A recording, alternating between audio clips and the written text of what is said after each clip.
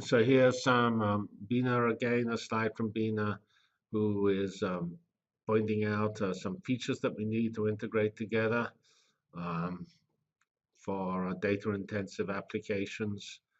And it's actually a mix of data sources and technology here. So we know that social networking sites like Facebook are an incredibly rich source of data. In fact, um, Facebook announced a new graph search algorithm for adding value to their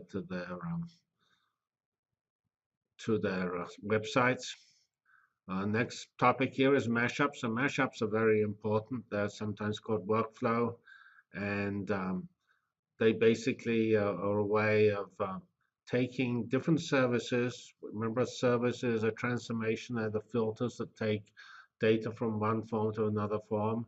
And so you have multiple services, you join them together, and you get a new service. And there is a very famous website, programmableweb.com, which has lots and lots of mashups there. And so mashups are very important. And intrinsic to the big data revolution is the use of mashups or using services together to get new results. The interface to all of this is portals. And there are some important technologies like wikis. Wikis allow you to collaborate on generating data, and so they're just one source of big data or one source of documenting collaborative work on big data.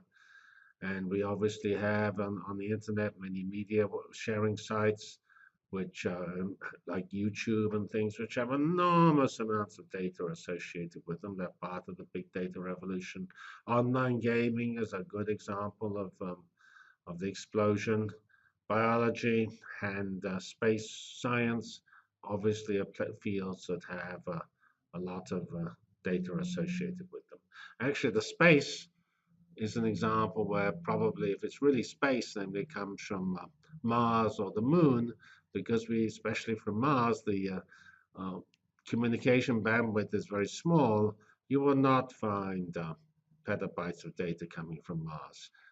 Jet Propulsion Lab, which runs those explorations, they put a huge amount of effort into the processing of this data because it's so difficult to get and so hard to transport from Mars that what you see is a case where actually a better algorithm is very important because you cannot add more data. So here's my list of possible types of data deluge applications, which effectively we've gone through these examples. We started off with the traditional business transaction data, like stock market data and credit card data.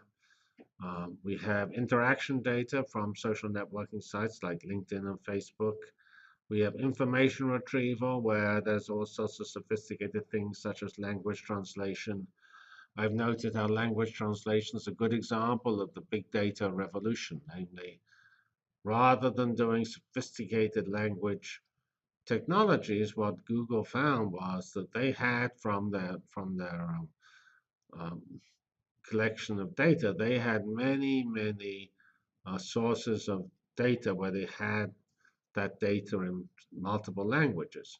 So they could do a sort of lookup form of translation where they learned from these existing translations how to translate new data. So that, again, is a good example of the impact of the data deluge, because you collect it together in one place, namely the Google archives, and obviously it's done with other people's archives, multiple documents in multiple, each of which existed in multiple languages. A different approach to language translation was possible. We pointed out recommender systems. We'll actually discuss those um, later on in the class as a use case. There was the example of the of the Walmart uh, scientist who actually taught the recommender systems in a class, and how the use of more data was better than the bigger algorithm. So recommender systems are important. They span from Netflix to Career Builder. and other than monster.com, where you recommended systems cover matching users to movies, to employers to employees, or friends to people. LinkedIn matches your contacts to you and tells you when you should. Or actually, Facebook, of course, does the same. They suggest friends. So friends matching is an example of a recommender system. And of course, e-commerce sites like Amazon make huge use of recommender systems to try to recommend to you what you should buy. We have marketing information. This is optimizing pricing or optimizing store placement. That is changing the operation of supermarkets. We discussed the Internet of Things, so that's another important example. Pervasive sensors, intelligent everything. Then we have the large and possibly smaller scientific instruments, varying from satellites, telescopes, accelerators, and gene sequencers.